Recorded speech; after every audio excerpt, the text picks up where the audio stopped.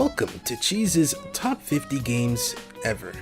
Now, this is entirely a subjective list. This is not even just what I think are the best games. These are my favorite games. These are games that, when I think about them, I want to play them. And when I play them, I feel just an immense, just completely unrivaled amount of joy. Now, I'm going to be splitting this whole entire thing into a few parts. Namely, it's going to be 26, because we're going from 50 all the way to the number 26, and then 25 through 1 are getting their own individual videos, because I can talk for quite a while about each one of those games. But 50 through 26, you know, I'll be honest, I can kind of like switch them around based on my mood and what I had for lunch and what movie I saw last night. So this isn't a hard ranked list of my favorite games ever. At least 50 through 26 is not a hard ranked list. 25 through 1 are very, extremely hard ranked. But enough time talking about this. Let's get to the big meaty chunk of the list.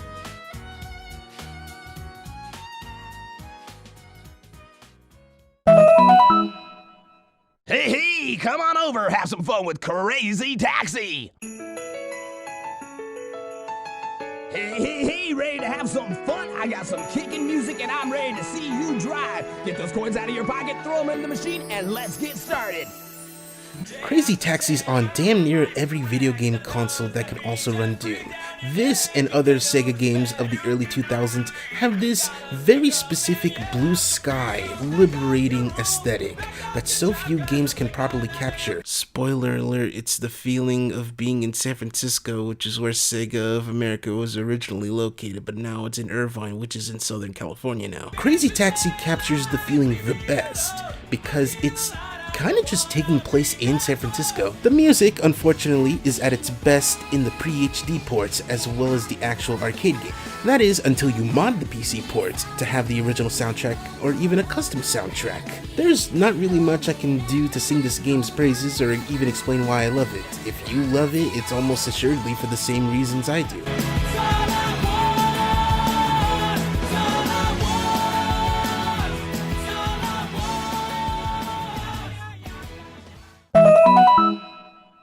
How do you make a game in the overcrowded genre like arcade shoot-'em-ups unique? You make a character a goldfish,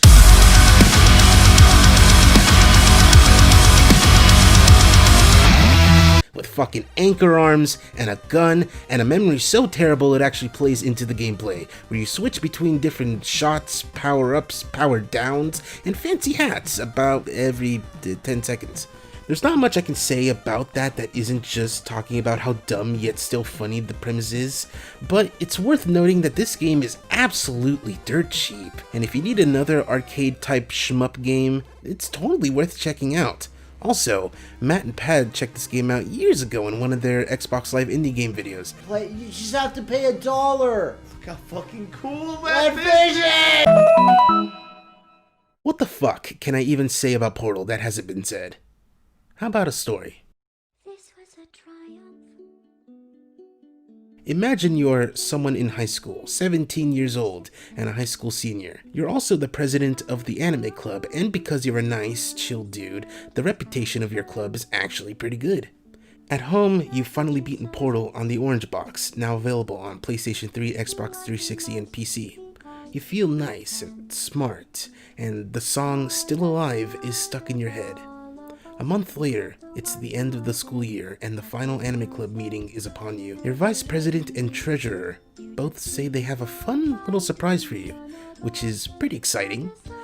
Cue the two of them bringing in an actual recreation of the cake from Portal, as well as small cupcakes made from the leftover batter, dubbing them the Big Fat Lie and Little White Lies.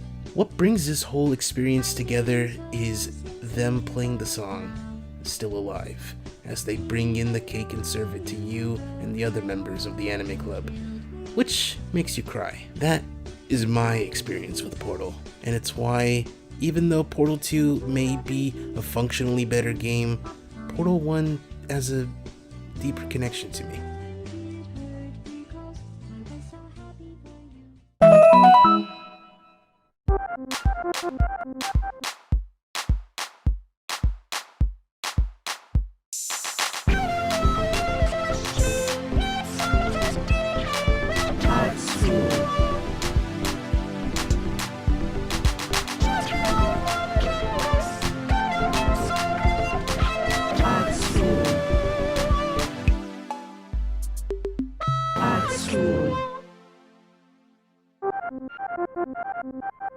If you've seen my video of me badly playing the game, you know I'm not great at art. I'm fantastic at writing, if I do say so myself, not to toot my own horn, but I just don't have the patience and discipline for art, digital or otherwise.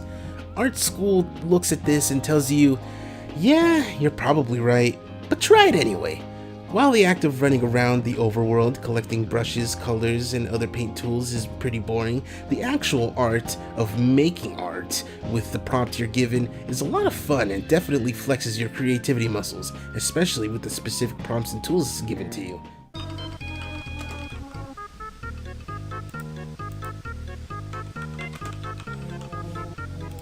Look upon me and shit.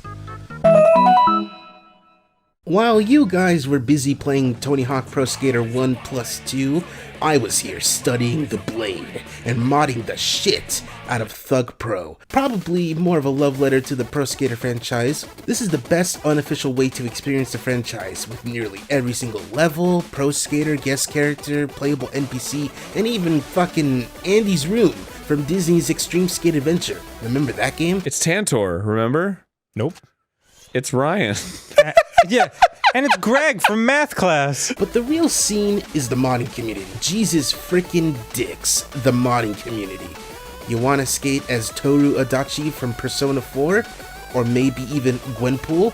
Or how about American mascots, H.H. Greg? You want it? You probably got it. The possibilities are almost actually limitless.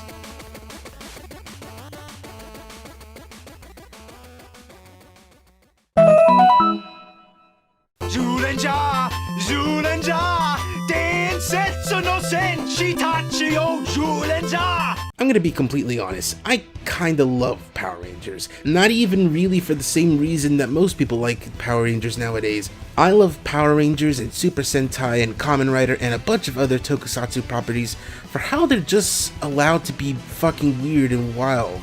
That's part of the reason why I love Battle for the Grid so much. Not only is it a fighting game with a lot of time and effort put into making it actually good, as opposed to mediocre like when it first launched, but it features characters from all sorts of Power Rangers media, including fucking Virgil! Okay, he's technically the Quantum Ranger, but come on. Daniel Southworth played him in the original show, and here it's Virgil. Foolishness, Lord Zed. Quantum Reach. Charge. I need more quantum power. Quantum Divide. Quantum Displace. Quantum Divide. Quantum Displace. Finish sequence. I've got a mission. Anyone who gets in my way is gonna be sorry. Probably one of the more obscure games on this list, this is quite possibly my favorite licensed game ever. Sure, X-Men Origins Wolverine exists, and also the Ghost Rider on PS2 exists, and yes, even the Scott Pilgrim vs. the World game exists and it's coming back soon. But guys, I'ma keep it real with you, this one's special. This is also without a doubt probably the hardest game on this list. With other games mentioned as well as future games coming up soon, there is a certain wall of difficulty that you need to climb to make things work. Some are small, others are larger. The one in IGPX is like 100 feet tall. It's a lot to take in, but once you get it figured out, you can totally take on the upcoming challenges, probably. It's the level of challenge I appreciate, as well as the fact that this is the only game that could ever exist of Toonami original anime IGPX, because it captured the formula perfectly, for better and for worse.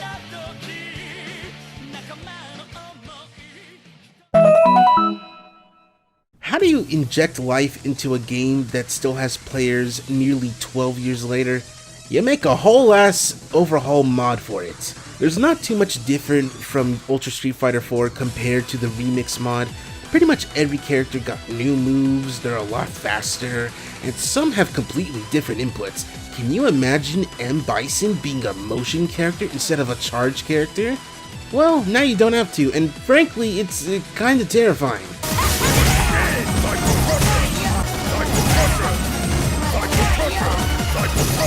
This place shall be die! Die! Die!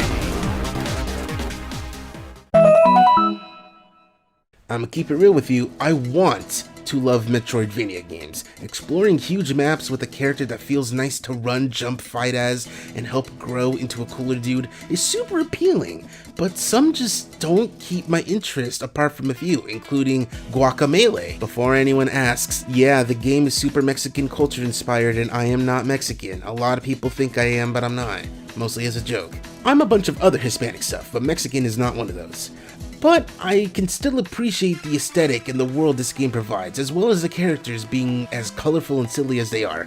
Also, the modding community is super cool. You might have seen them in the Super Best Friends playthrough of Guacamelee featuring Willie and Liam. Yo! No, not Zangy. Yo. No, not Spidey. Yo. No, Bayo. What are these characters? Hey.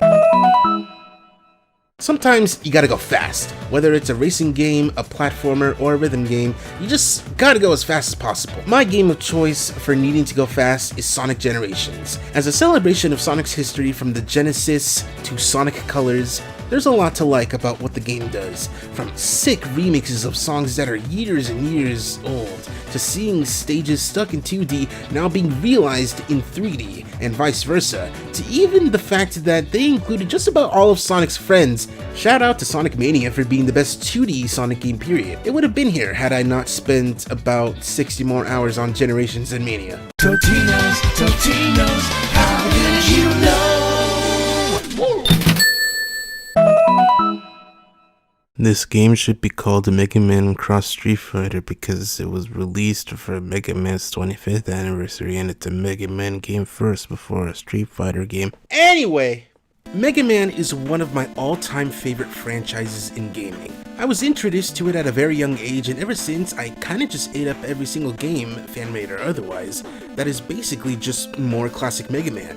And the crossover it had with Street Fighter is my all-time favorite of the fan games. Not only does it get a lot of details and Easter eggs from Street Fighter in there, it also helps that it's a very fun game to play. Also, and this might just be because as of writing this I still have the older games in my mind, but holy shit, the lack of sprite flickering and the cleanness of the sprites is such a welcome addition. This is a game that, despite being so low res for aesthetic reasons, is absolutely able to be played in HD, in 4K, and beyond even. And it deserves it.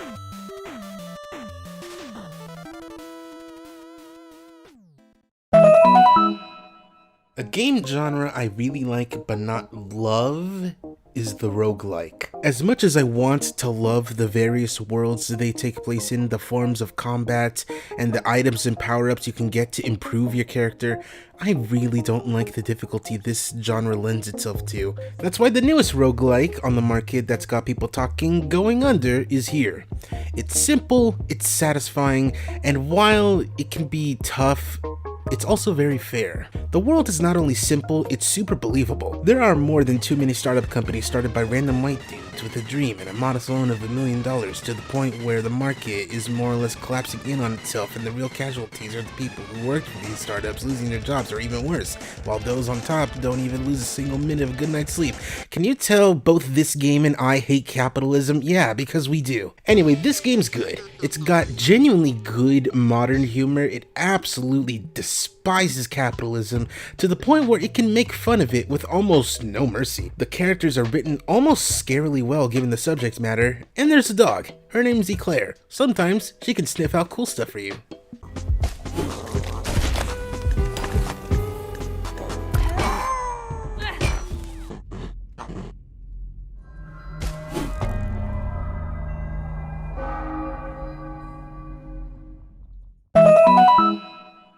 There are a few things I love more than anything in this world: butt rock and really hype action.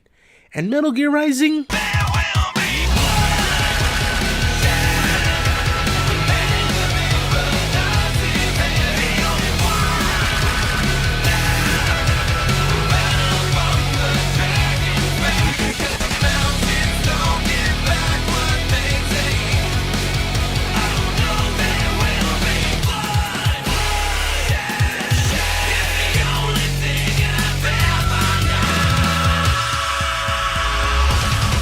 It has them in spades. The Mega Man X series has always been one of my favorites, but I'm not afraid to admit it dipped real hard in quality, which is why my favorite is the one from before it started going downhill. Mega Man X4 not only has really strong, tight gameplay and graphics that hold up super well even after all these years, but it's probably the one with the strongest story. Well, the story is strong if you're playing as Zero. X is kinda sidelined in his own 4th game, while Zero goes through the fucking ringer. But it all comes together to make an action-packed game that's got the replayability of a character action game like Devil May Cry and Bayonetta.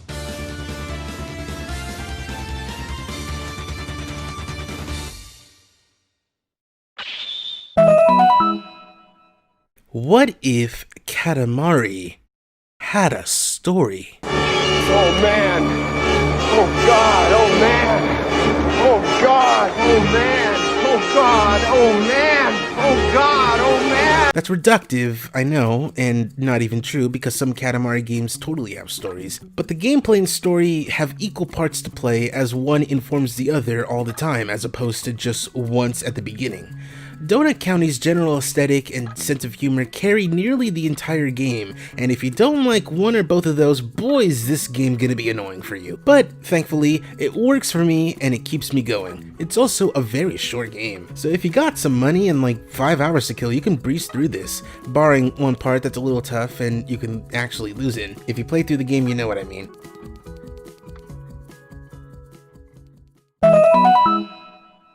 Remember what I said about Power Rangers being at its best when it's weird and wild? Well, what if you controlled how weird and wild it could be?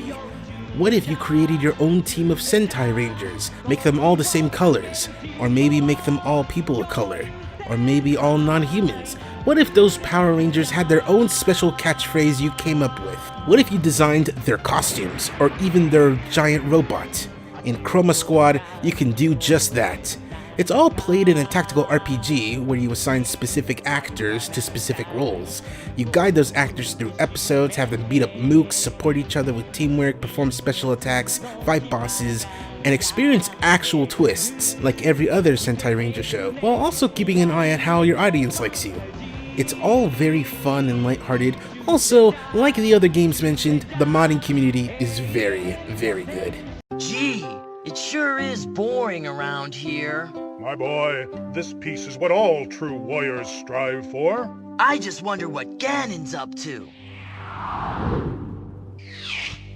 Your Majesty, Ganon and his minions have seized the island of Korodai. How can we help? It is written, only Link can defeat Ganon. Great! I'll grab my stuff! There is no time. Your sword is enough. How about a kiss? For luck? You've got to be kidding. Squadala, we're off! I've always had this one-sided love for puzzle games.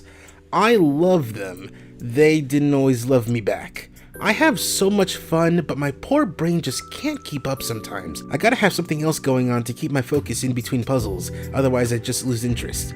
That's where Honey Pop comes in, to keep my interest for more than 3 puzzles at a time. A combination of a match 3 puzzle game and a dating simulator, this game pulls no punches when it comes to the writing. Characters are realistically shy, flirtatious, smart, bitchy, and just seem like actual people. It makes the whole experience of the dating sim actually worth going through. It'd fucking suck if the writing was bad. Q is cute, Belly is my waifu, and Aiko is best girl all ears. Puzzle games, motherfucker. Puzzle games. That was actually really nice. Thank you. God, I wish all my first dates went this well. The first 100% free game on this list, Princess Remedy, is a character that absolutely deserves to have her face plastered everywhere, apart from Slap City. By the way, y'all should play Slap City. Princess Remedy in a World of Hurt is deceptively simple with its ZX Specky aesthetic, but the gameplay is a little bit deeper than normal gamers would expect. You heal people in the form of shooting pills and other healing items at enemies, representing various aches, pains, and illnesses, and you get power-ups when you win and explore the world. The enemy arrangement gets a little more complicated and you have to explore for more, stronger power-ups. You have to learn from your mistakes. Like maybe, don't open up every chest, not until you find a really cool one. Practice patience, and learn to heal people who are hurting.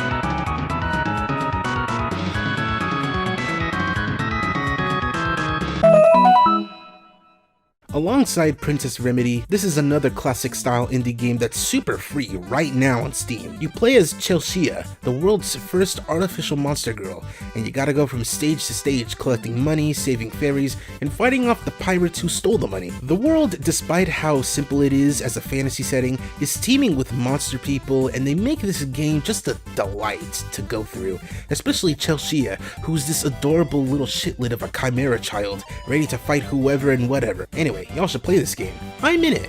Not really, but I kin with her.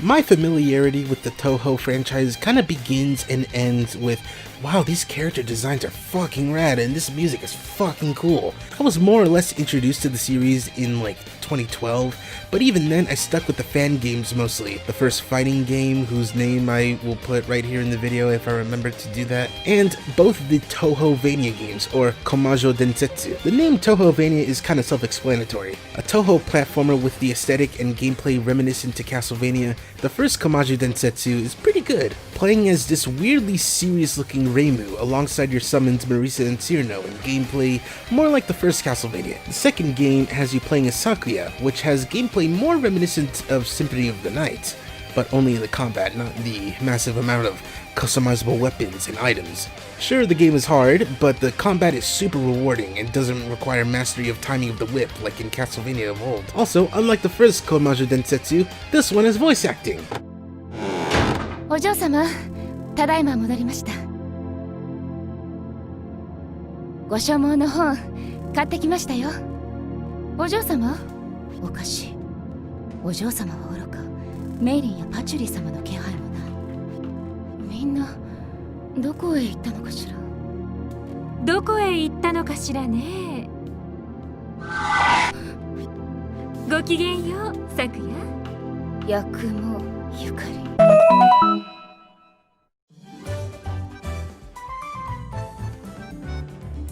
Kirby is my goddamn fucking shit, dude. Sorry for the language. I love Kirby more than I love most people, and Star Allies is probably the most Kirby game around. You eat, you absorb powers, you make friends, you work together, you fight off eldritch horrors. It's all a very fun time. Sure, it was lacking in content when it released, but now it's got plenty of stuff to play around with, alone or with friends. Please play with friends, it's not as fun by yourself. Oh man, 8-year-old me was in for a rude awakening. Flashback to 2004. I go with my mom and sister to visit my sister's dad's side of the family in Virginia. This would be my first time I'd ever taken a plane. Alongside a portable DVD player for us, my mom bought me a Game Boy Advance SP as an early Christmas present, alongside Sonic Advance 3 and Mega Man 03. Immediately, despite not having any experience with the previous games, I was enthralled with Mega Man 03. The characters, the music, the aesthetic, the frantic and fast gameplay, all of it invaded my mind and has lived rent-free for a long, long time. What helps is my knowledge of the classic series and the fact that the villain of 03 was an XP of Dr. Wily, as well as a passing familiarity of Mega Man X's version of Zero. It's kind of funny, I get invested in the series right when it's in the middle of the overarching story, but right when the story and gameplay is arguably at its best. Plus, Omega Man.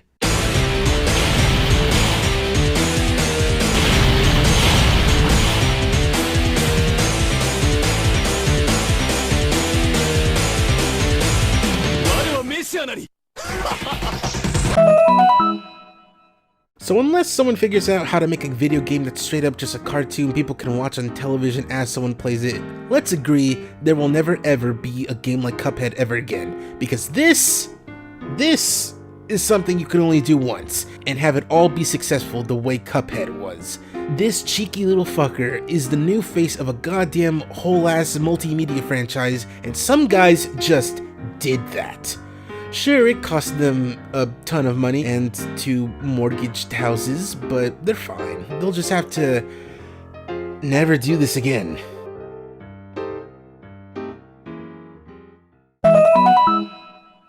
There are few things I love when it comes to video games more than fan games wearing their inspirations on their sleeves. One of those things is a fan game wearing its inspiration on its sleeve while also evolving into something even further beyond just a fan game. With the right kind of people working on it and hard work that only indie developers and auteurs are capable of, you can create something truly magical like Freedom Planet. Now, I'm not gonna lie, it's not a perfect game. It's fantastic, but it's got its flaws, mostly in the presentation of its story. But boy, oh fucking boy, does the gameplay make up for that in spades, not to be confused with this guy. It does so many things that a Sonic game wishes it could do without completely removing the Sonic game trappings, and it does it all with a style that can't be matched by anything not developed by Treasure or Galaxy Trail. Boy, I hope that next game comes out soon.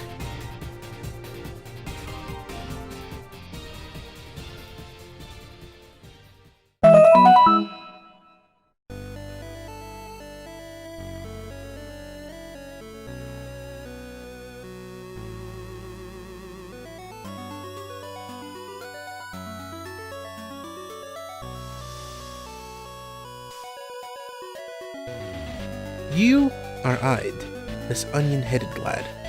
You are going to climb the Tower of Heaven. As you ascend, the voice of God introduces a book of laws you must follow. Don't touch the green blocks. Don't walk to the right. Don't look at the book of laws. You must follow each new law introduced. If you don't, you will be smote where you stand. If you do, you will be rewarded greatly. Can you make it?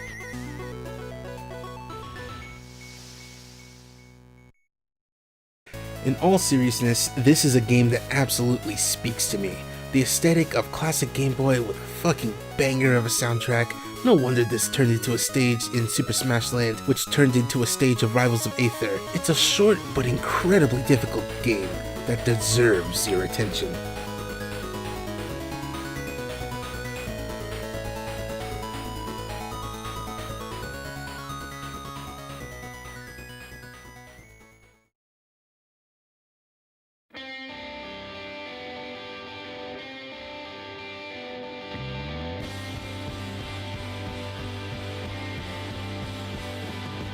And that's 50 through 26, everybody. Are you ready for the 25 to 1?